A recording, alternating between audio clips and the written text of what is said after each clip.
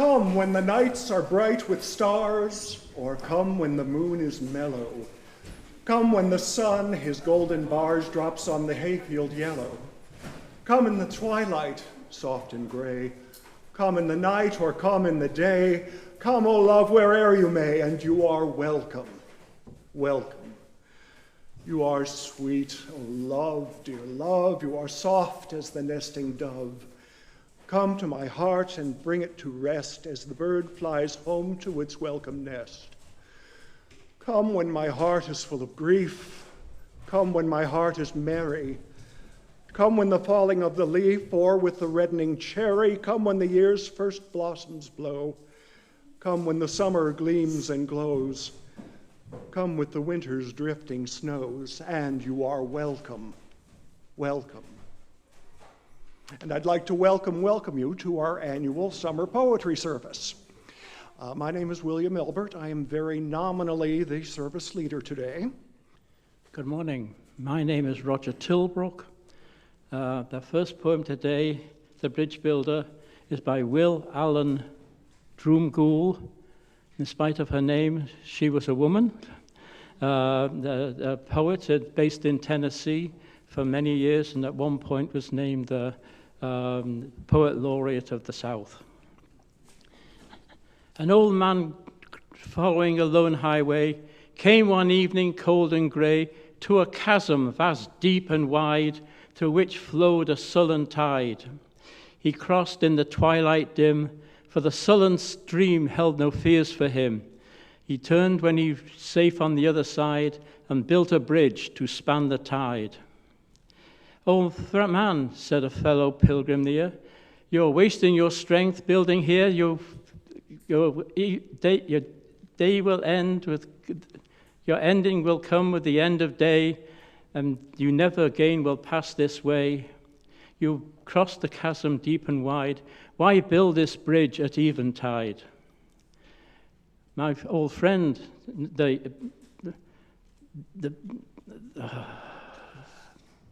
the builder lifted his old grey head.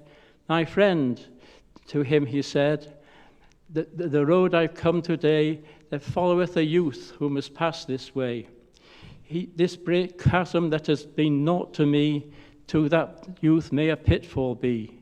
They too must cross in the twilight dim. I'm building this bridge for them." Cargoes by John Masefield. Queen Marine of Nineveh from distant Ophir, rowing home to haven in sunny Palestine with a cargo of ivory, apes and peacocks, sandalwood, cedarwood and sweet white wine. Stately Spanish galleon coming from the isthmus, dipping through the tropics by the palm green shores with a cargo of diamonds, emeralds, amethysts, topazes, cinnamon and gold moidores. Dirty British coaster with salt cake smokestack, butting through the channel in the mad March days with a cargo of tine coal, road rails, pig lead, firewood, ironware and cheap tin trays. Small crucial Liberty ship wallowing from America, zigzagging to dodge submarines on the way to war with a cargo of fuel oil, tanks, ammunition, wheat, cigarettes, and rolls of newspaper. Giant diesel container ship coming from the Orient, plowing across the Pacific to Los Angeles with a cargo of clothing, cell phones and toys, automobiles, drugs, and large TVs. Our last one is Mossbaum Sunlight by Seamus Heaney. He was a Nobel laureate in the mid-90s, and Mossbaum was the name of the farm that he grew up on. There was a sunlit absence. The helmeted pump in the yard heated its iron. Water honeyed in the slung bucket, and the sun stood like a griddle, cooling against the wall of each long afternoon. So her hands scuffed the bakeboard. The reddening stove sent a plaque of heat against her, where she stood in a flowery apron by the window. Now she dusts the board with a goose's wing, now sits broad-lapped, with whitening nails and measling shins. Here's a space again, the scone rising to the tick of 2 clocks. And here is love like a tinsmith's scoop, sunk past its gleam in the meal bin. I'm Colleen Cushing, and my first poem is by Elizabeth Bishop. It's called Exchanging Hats. Unfunny uncles who insist in trying on a lady's hat. Oh, even if the joke falls flat, we share your slight transvestite twist in spite of our embarrassment. Costume and custom are complex. The headgear of the other sex inspires us to experiment. And address aunts who at the beach, with paper plates upon your laps, keep putting on the yachtsman's caps with exhibitionistic screech. The visors hanging o'er the ear so that the golden anchors drag. The tides of fashion never lag. Such caps may not be worn next year. Or you who don the paper plate itself and put some grapes upon it, or sport the Indian feather bonnet, perversities may aggravate the natural madness of the hatter. And if the opera hats collapse and crowns grow dotty, then perhaps he thinks what might a mitre matter. Unfunny uncle, you who wore a hat too big or one too many, tell us, can't you, are there any stars inside your black fedora? Aunt exemplary and slim, with a vernal eyes, we wonder what slow changes they see under their vast, shady, turned down brim.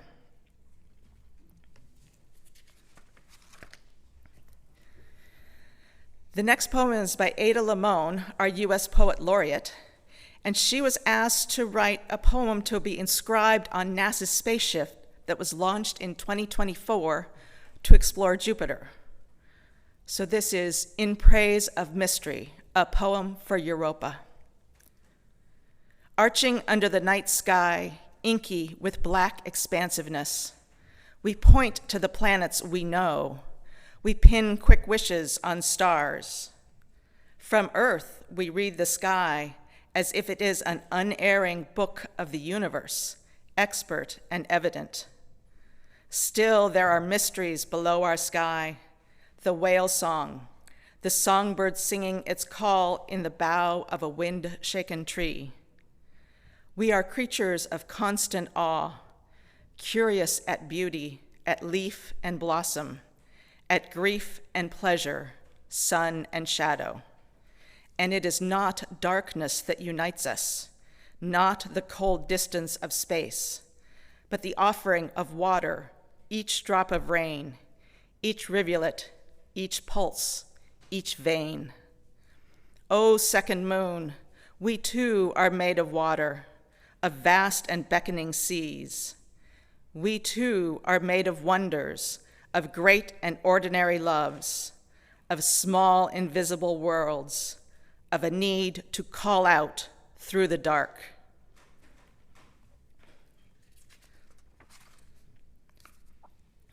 And my last is by Emily Dickinson. The props assist the house until the house is built, and then the props withdraw and adequate erect.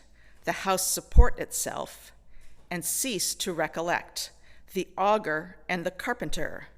Just such a retrospect hath the perfected life, a past of plank and nail, and slowness then the scaffolds drop, affirming it a soul. Hello, everyone. Good to see you. My name is Laurence Musgrove. You know, a poem is like a t-shirt. We pull it over our heads to see if it fits. Try this one. This one is titled A Ritual to Read to Each Other. It's sort of a covenant about the importance of truth and community. A Ritual to Read to Each Other by William Stafford. If you don't know the kind of person I am, and I don't know the kind of person you are, a pattern that others made may prevail in the world, and following the wrong God home, we may miss our star. For there is many a small betrayal in the mind, a shrug that lets the fragile sequence break, sending with shouts the horrible errors of childhood, storming out to play through the broken dike. And as elephants parade, holding each elephant's tail, but if one wanders, the circus won't find the park. I call it cruel, and maybe the root of all cruelty, to know what occurs but not recognize the fact. So I appeal to a voice, to something shadowy, a remote, important region in all who talk. Though we could fool each other, we should consider, lest the parade of our mutual life get lost in the dark. For it is important that awake people be awake, or a breaking line may discourage them back to sleep. The signals we give, yes or no or maybe, should be clear. The darkness around us is deep.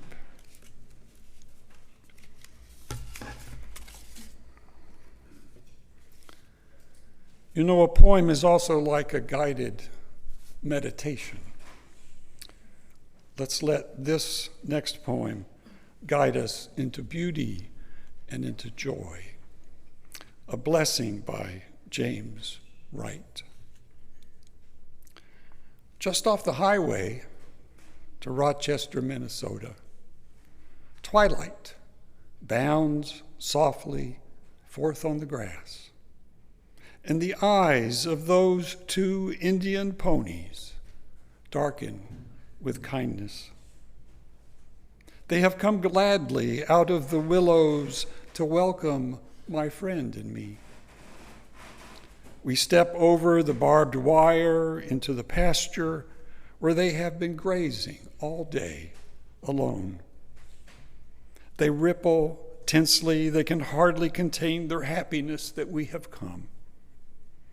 They bow shyly as wet swans. They love each other. There is no loneliness like theirs, though. At home, once more, they begin munching the young tufts of spring in the darkness. I would like to hold the slenderer one in my arms, for she has walked over to me and nuzzled my left hand. She is black and white. Her mane falls wild on her forehead, and the light breeze moves me to caress her long ear. It is delicate as the skin over a girl's wrist. Suddenly I realize that if I stepped out of my body, I would break into blossom.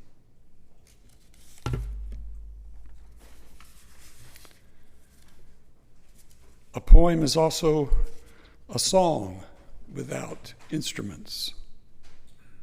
Listen to the music of this one.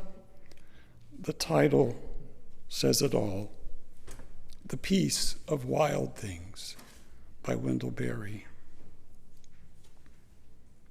When despair for the world grows in me, and I wake in the night at the least sound, in fear of what my life and my children's lives might be, I go and lie down where the wood drake rests in his beauty on the water, and the great heron feeds. I come into the peace of wild things, who do not tax their lives with forethoughts of grief, I come into the presence of still water, and I feel above me the day-blind stars waiting in their turn with their light. For a time I rest in the grace of the world, and I am free. Scottish Hebrides are off the west coast of Scotland, and to my mind, one of the most beautiful places in the world. The poet Emily Pfeiffer has described them beautifully in her poem, Among the Hebrides. From blue Loch Carron rise white and sheer its bare rock faces and island cones, and they glitter as frost in wind-bleached bones, cold and sapphire far and near, pearl-white coral and sapphire clear, finely chiseled as cameo stones. No blurred edges or soft mixed tones, blue as the bottomless, white as fear. Do I sleep? Do I dream in the hard, clear day, on the windy deck in the afternoon, with the sough of the wave and the spume of the spray, and my hair like the dank sea tangle blown over the landward breeze? Is it Portree Bay that we make, or some cove in the long, dead moon?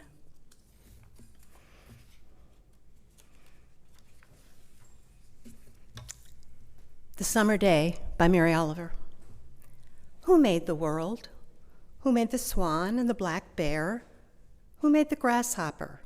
This grasshopper, I mean, the one who has flung herself out of the grass, the one who is eating sugar out of my hand, who is moving her jaws back and forth instead of up and down, who is gazing around with her enormous and complicated eyes.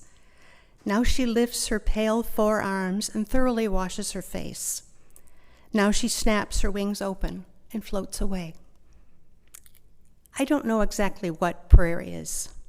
I do know how to pay attention, how to fall down into the grass, how to kneel in the grass, how to be idle and blessed, how to stroll through fields, which is what I have been doing all day. Tell me, what else should I have done? Doesn't everything die at last and all too soon? Tell me, what is it you plan to do with your one wild and precious life?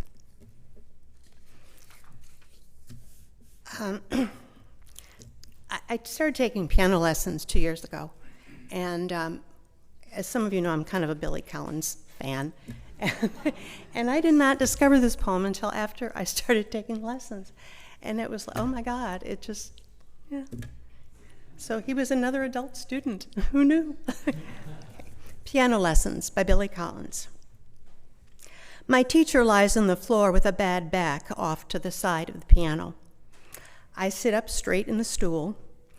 He begins by telling me that every key is like a different room, and I am a blind man who must learn to walk through all 12 of them without hitting the furniture. I feel myself reach for the first doorknob. He tells me that every scale has a shape, and I have to learn how to hold each one in my hands. At home, I practice with my eyes closed. C is an open book. D is a vase with 2 handles. G flat is a black boot. E has the legs of a bird. He says the scale is a mother of the chords. I can see her pacing the bedroom floor, waiting for her children to come home. They are out at nightclubs, shading and lighting all the songs while couples dance slowly or stare at one another across tables. This is the way it must be. After all, just the right chord can bring you to tears. But no one listens to the scales. No one listens to their mother. I am doing my scales, the familiar anthems of childhood. My fingers climb the ladder of notes and come back down without turning around. Anyone walking under this open window would picture a girl of about 10 sitting at the keyboard with perfect posture, not me slumped over in my bathrobe, disheveled like a white horse silver. I am learning to play It Might As Well Be Spring But my left hand would rather be jingling the change in the darkness of my pocket or taking a nap on the armrest. I have to drag him into the music like a difficult and neglected child. This is the revenge of the one who never gets to hold the pen or wave goodbye, and now who never gets to play the melody.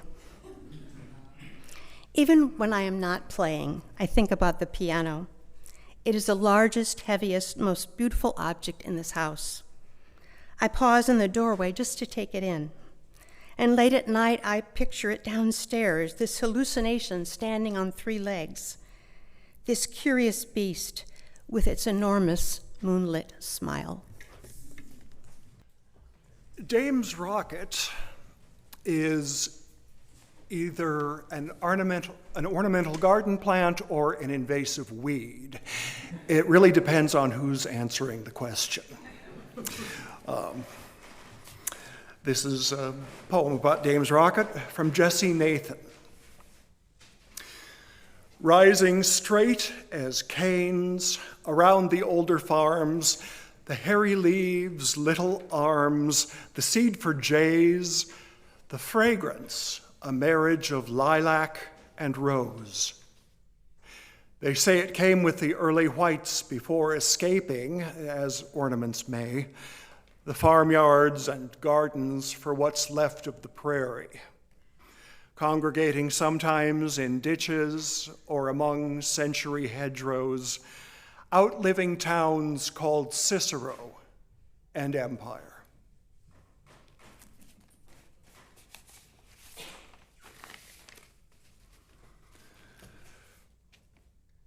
Sorrows, Lucille Clifton. Who would believe them winged? Who would believe they could be beautiful? Who would believe they would fall so in love with mortals that they would attach themselves as scars attach and ride the skin? Sometimes we hear them in our dreams, rattling their skulls, clicking their bony fingers, envying our crackling hair, our spice-filled flesh. They have heard me beseeching as I whispered into my own cupped hands, "Enough! Not me again, enough!" But who can distinguish one human voice amid such choruses of desire?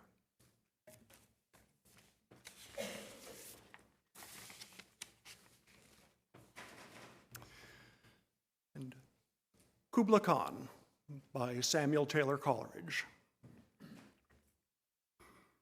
Or A Vision in a Dream, a fragment.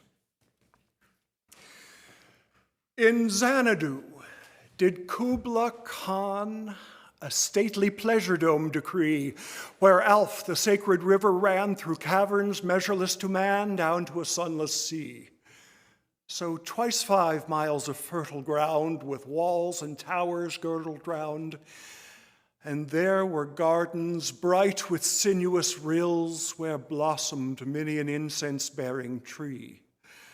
And here were forests ancient as the hills, enfolding sunny spots of greenery.